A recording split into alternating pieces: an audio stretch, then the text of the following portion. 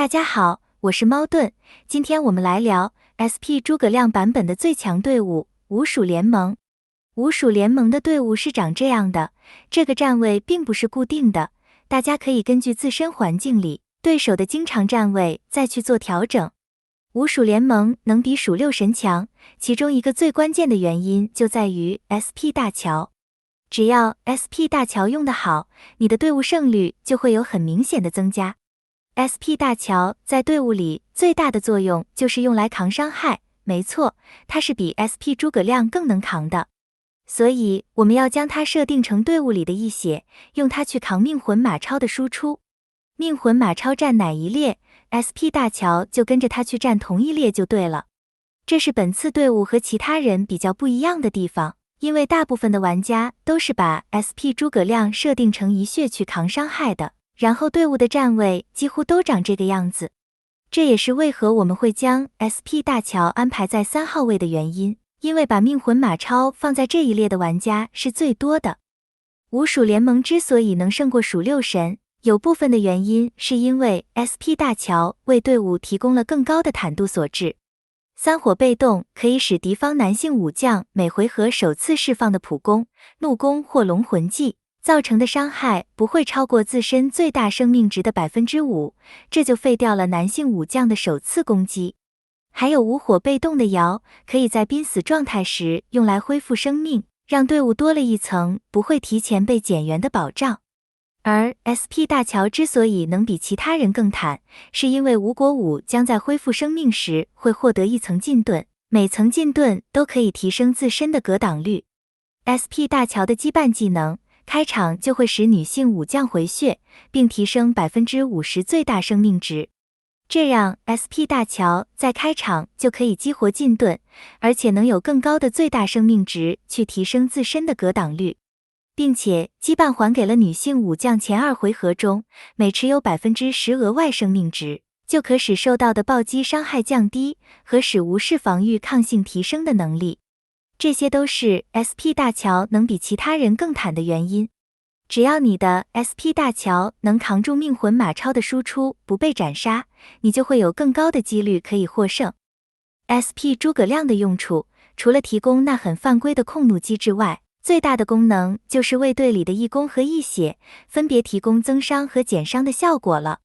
现在双方队伍的胜负基本上也可以浓缩成是双方一攻和一血之间的较量，所以 SP 诸葛亮的锦囊设定也是很重要的。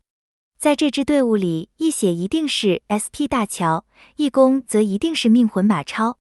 SP 诸葛亮的站位就没有什么讲究了，可以站4号，也可以站6号位。大家可以自行尝试看看站哪个位置胜率会更高。把 SP 诸葛亮藏到后排去也有一个好处，那就是可以避免 SP 诸葛亮被打死后，所有的机制都会提前消失。这也是把 SP 诸葛亮拿去当一血来扛的队伍所要面对的风险。一旦 SP 诸葛亮提前挂掉，你的队伍也就别想放出怒气来了。最后一个比较关键的就是命魂马超和 SP 关羽的站位了。站那一列不是重点，这个你可以根据环境中其他队伍的站位再去做调整，重点只在命魂马超和 SP 关羽要站同一列。SP 关羽站前，命魂马超站后。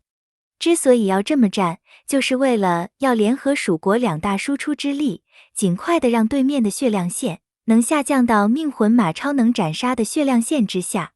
SP 关羽要先站前排，最大的原因还是因为双数蜀国换位后的效果。SP 关羽会在释放龙魂技后与同列武将换位，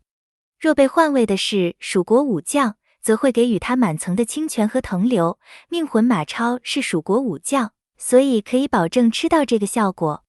每层清泉会提供伤害结果减免，也会使对位一列的武将造成的伤害结果降低，这可以为命魂马超带来一些生存的保障。若 SP 关羽一开始站的是后排，那么换位后就会把命魂马超给换到后排去，那清泉的减伤效果就浪费掉了。SP 关羽的每层腾流还可以提供一定的怒攻倍率提升，也可以使对位一列的敌方武将受到的治疗和护盾效果降低。这是个一举两得的效果，一来可以提升命魂马超怒攻的输出，二来也可以降低对方的治疗和护盾获取率，更方便我们去压低血量。另一个 SP 关羽要先站前排的原因，是因为自身站前后排时，在怒攻能力上的差异。若 SP 关羽站的是前排，怒攻的对象就会是对方攻击最高的武将，这样就无法和命魂马超维持在攻击同一个目标上。SP 关羽只有站后排时，怒攻才会变成是对一列武将输出，也只有这样 SP 关羽才能和命魂马超维持在攻击同一个目标上，这样才更有机会能造成斩杀。SP 关羽第二次释放命魂技再把位置换回来的时间是比较靠后的，所以这个站位会让 SP 关羽和命魂马超能有更多可以共同输出的时间。若是按这个主流的站位，对方被换上来的将会是 SP 关羽。提前把 SP 关羽斩杀掉，能带来的优势就不用我多说了吧，这些都是能影响胜负的各种小因素。不管你斩杀的是谁，只要你的一攻能先造成对方减员，并且自己的一血能守住对方的一攻，那么你下个回合就必定能拿到顺风，让对方处于不利的逆风之下，这样后续的战斗就能更稳了。命魂小乔，他的站位并不重要，优先安排其他2列武将的站位，然后剩下的那一列再让他站前排就好。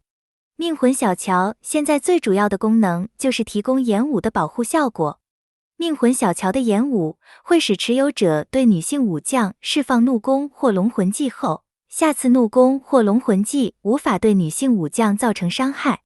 并且对无国武将释放怒攻或龙魂技后，还会降低自身增减伤和最终增减伤。这些都是 SP 大乔这么能扛的原因之一。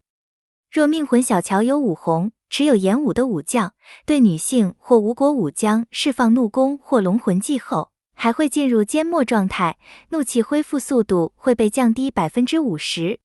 千万不要因为现在无法正常释放怒攻，就小看这个效果。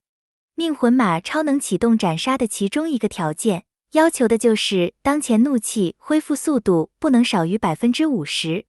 所以命魂小乔的缄默是能延后命魂马超启动斩杀的，这也是为何我们要安排同是无国和女性武将的 SP 大乔来对位命魂马超的其中一个原因。命魂技的释放顺序，第一个必须是马超，为的是能尽快激活并满足启动斩杀的条件。第二才是释放法正的命魂技，最后是小乔。战魂战灵 SP 关羽带弱点瑶光，